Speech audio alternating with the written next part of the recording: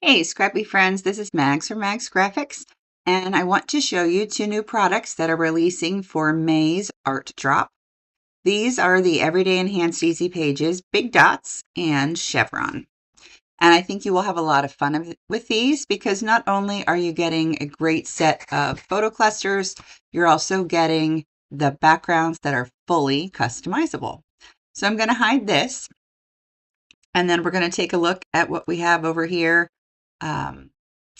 I have both sets of easy pages brought up together just to make it easy. We have the dots and we have the chevrons. So I'm going to choose one of these and add them to my page. And you'll notice it comes in with the word group, which means I can right click, group, and ungroup. And now when you take a look along the side here, you see we have a background, we have the blue chevron lines, the green chevron lines, and then a photo cluster along with a space for journaling. So I'm going to scoot over to the Farmhouse Easter Kit because I'm going to be scrapping some Easter photos from this year, and scoot over to the papers. So some options that you have with this kit. Obviously, you can leave it the way it is. If it fits your pictures and you like the colors, you can leave them. You can add texture, you can add shadows. But the fun thing about these is that you are not locked in. You can always delete and just have a simpler background. You can fade them out and we can start filling them with paper. So I'm going to select one of the chevrons, come over here to this wood paper and say fill selected shape. Now we've got a very interesting background idea. I think I'm going to go up and add, since I'm working more with creams versus whites, I'm going to scoot this down, but I feel like it's just a little the same color as that wood, so I'm going to decrease the opacity just a little to bring in a little bit more of the white that's underneath because I left this white shape.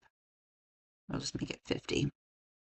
Okay, now I'll click on here and I have some options of what I'd like to do. I could always add a pattern. If I wanted to, that could be really, really pretty, striking. Here's another pattern. This is the raindrops. I don't think this one will fit with my page, but if I had a rainy day one, it would. We could take a look and see what some stripes look like in the chevrons. Maybe a little too busy for what I'm going for, but I'm intrigued. We also have the starburst that's filling in. Now, I think I might try one of these other woods. Fill selected shape. Now it's breaking apart. We've got woods in one of them, and then, the pink wood in one and the plain wood in the other. And I'm also going to select both of these and go up and maybe add a little bit of a shadow. That's way too much. But if I want it to stand off the page, I could always add a very light shadow. And if I didn't want it even as deep as that, I could always lighten up the opacity. It lifts it off the page a little bit more. And then I can decide with my photos what I might like to include from our church. I think I'll probably do a 2-page spread and have our church pictures on one side and then the family getting together on the other side. So now I can always come over here and pull up some pictures. We were there very early because my husband is a pastor at our church. And then we've got good family photo with our kids. And then Whitney, my son Jack's fiance. I'm going to move this one over here because my Easter word was there. And then also knowing that if I wanted to, I could go over here to shapes and maybe I want a different shape and I can apply this shape to it and now I have a heart. You can do that with pretty much any of these photo drops that I have, especially the most recent ones that are just square photo drops that then shapes have been applied to. So you could change these to anything that you might like. Oh, I had the wrong one selected to show, but you kind of see what I mean. Some shapes work better than others, like the puppy paw doesn't make any sense, although surprisingly our heads are actually in a good spot. I'm going to go back and apply the heart, and then I can go and look at some of the pictures that were taken during church. Let's see. This is a neat one from behind the stage. That wasn't me that took it. That's someone from the stage manager that got that great picture. Might add this one in here. And we have a nice picture of one of our singers. And then I can go over back to my farmhouse Easter kit and decide what kind of embellishments I might like to go with these particular photos. So you can see how I was able to customize that. I'm going to go over here and select all and then ungroup some things that I don't need. See, I think all of that is from this particular layout. So I'm going to group it for now and hide it so we can bring on another one and take a look at the big dots. So I will hide that one and go back over here to my 2 sets of easy pages, and I'm going to choose this one. And then I'm going to go back to Farmhouse Easter. The dots are the same idea. You're going to click on it, group and ungroup. And in this case, now you have multiple sets of these different dots that you can fill in. And I'm still working with Farmhouse Easter. So I'm going to scroll down and look at some of my patterns. You can certainly use any of these colors as is. If you don't want to add with a paper, you can always fill with a gradient. Just use this for example. And you can see how it filled in just a little bit light. Didn't make much of a difference with that one. You could also fill it with a color. We'll just pick a brighter color so you can see the difference. Or any color that you've used recently. Or again, going over to your papers and choosing a fun pattern paper that could be used. I'm going to go up there to these little patterns that I got up here. I'm going to add the cloud one into the blue. It used to be blue. I'm going to go over here to pink and add this pink pattern. And then again, yellow. I think I've got a good yellow pattern. A little different one.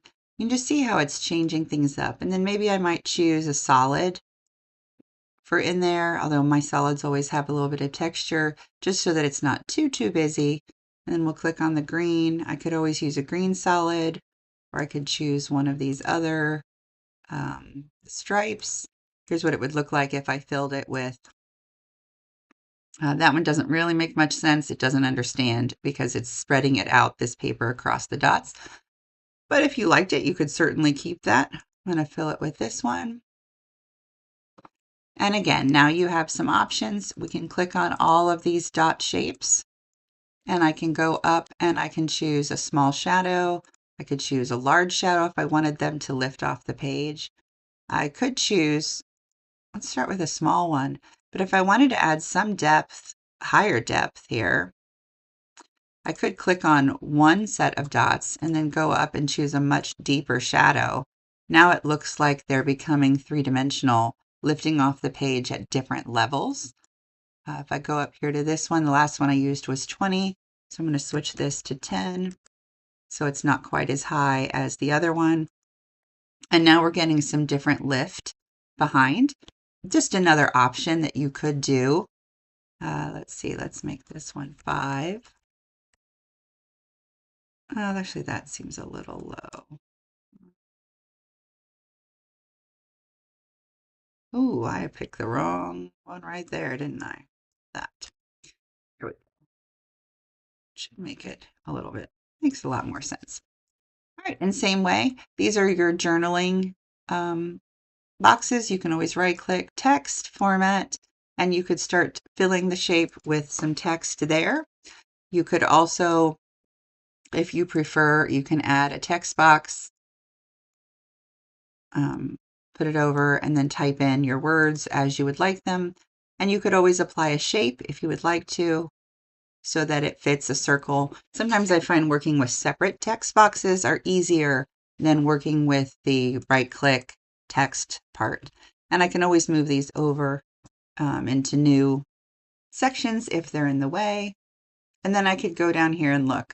As much as I will feature family, I think it would be awesome to feature the fact that I made like 56 deviled eggs for Easter because everybody loves them. I had like 2 trays of these, plus I had egg salad, and then we had other big deli sandwiches and potato salads and stuff. I suppose I should put my family in that one, but it was pretty fun. I do have part of the family photo here, although not everyone's watching, so maybe we'll scoot up, kind of add in there. I can make some adjustments, maybe because they're smiling, and then I'll get a different one with my mother-in-law and father-in-law to add into other sections, just so I don't have people that weren't quite aware that I was taking photos when I was. But again, you now get an idea of how you can use all of these pieces. One other thing that I think might be fun here is I noticed in the Farmhouse Easter, I have these grouped photo clusters, and I really like this bunny, but I don't need the other stuff right now. So I'm going to scoot it off to the side and then do group, ungroup. I'm going to pull the bunny shape over here and put it over this one right there. And maybe make it a little smaller. I'm going to tip it a little to the side, scoot it down by where it was, and this one I will hide. And now I could find a good photo that might fit in there just to fit with the whole Easter theme. Just another thought. And again, we can always change these to any shape that we might want. So you have a lot of options with anything that's enhanced, but specifically the two new sets of easy pages. Close this off. Go over here. Oops, let me try this again. Click on that. Pull these out so you can see what we're working with. So your big dots will come with 6 different customizable backgrounds, and then same way with the chevrons, different size, weights, and spacing of chevron. And of course, there will be ones in the future that release with some other shapes, but I know that you will have a great time working with these and customizing these again and again to fit your layouts and then changing them up. And I can't wait to see what you make. Thanks for watching.